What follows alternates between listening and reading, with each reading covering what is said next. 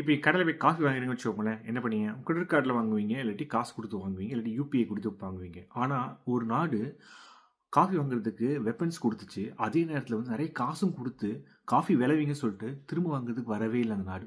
அந்த நாட பத்தி தான் இன்னைக்கு பார்க்க போறோம். 2ஆம் உலகப் போர் முடிவ பார்த்தீங்கன்னா, ஜெர்மனி 2ஆ பிரிச்சுட்டாங்க. ஈஸ்ட் ஜெர்மனி, வெஸ்ட் ஜெர்மனி அப்படின்னு.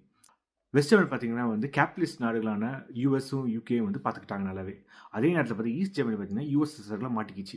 இந்த 2 நாடுகளுக்குள்ள பார்த்தீங்கன்னா, மிகப்பெரிய எக்கனாமிக் டிஃபரன்ஸ் இருந்துச்சு. வெஸ்ட் ஜெர்மனில எல்லா விதமான பொருள் கிடைச்சுச்சு. சீப்பாவும் கிடைச்சுச்சு. ஆனா ஈஸ்ட் ஜெர்மனில பார்த்தீங்கன்னா வந்து, யுஎஸ்எஸ்ஆரோட இன்ஃப்ளூயன்ஸ்னால வந்து ஒரு சில பொருட்கள் கிடைச்சுச்சு. அது முக்கியமா காஃபி. 1980ல பிரேசில்ல பார்த்தீங்கன்னு வச்சுக்கோங்க, காஃபியோட அறுவடை கொஞ்சம் கம்மியானதுனால, உலகம் ஃபுல்லா காஃபியோட விலை கூட ஆரம்பிச்சுருச்சு. ஈஸ்ட் ஜெர்மனி வந்து வெளிநாடுகள்ல இருந்து காஃபி இறக்குமதி பண்ணலாம்னு பார்த்தா, அவங்க வெளிநாடு எந்த தொடர்பும் கிடையாது. ஏன்னா, அவங்க ரஷ்யாவோட ஒரு பப்பட் கவர்மெண்ட்டா இருந்தாங்க.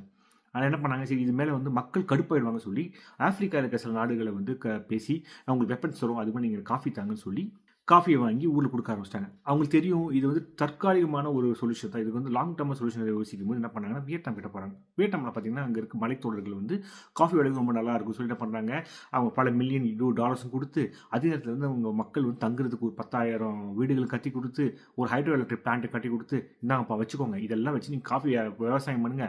விவசாயம் பண்ணி அறுவடை பண்ண போறோம். அதில 50% காஃபி எனக்கு குடுத்துட்டு, மிச்சம் 50% நீங்க வித்துக்கோங்கன்னு" சொல்லி பிளான் போட்டு கான்ட்ராக்ட் சைன் பண்ணாங்க.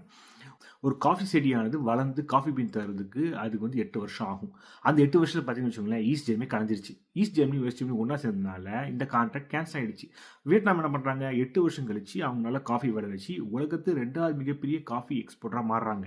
ஆனா இப்ப இருக்க நிலைமையில பார்த்தீங்கன்னா, ஜெர்மனி அவங்க மில்லியன்ஸ் ஆஃப் டாலர்ஸ் குடுத்து அந்த காஃபி பிளான்டேஷன் பண்ண அந்த வியட்நாம் கிட்ட தான் அவங்களோட 50% காஃபிய வந்து நிறைவேத்திக்கிறாங்க. இதாங்க வாழ்க்கை. ஈஸ்ட் ஜெர்மனி நினைச்சிருப்பாங்களா, 8 வருஷம் கழிச்சு இல்லாம போகும். இந்த $1,000,000 செலவு பண்றோம்.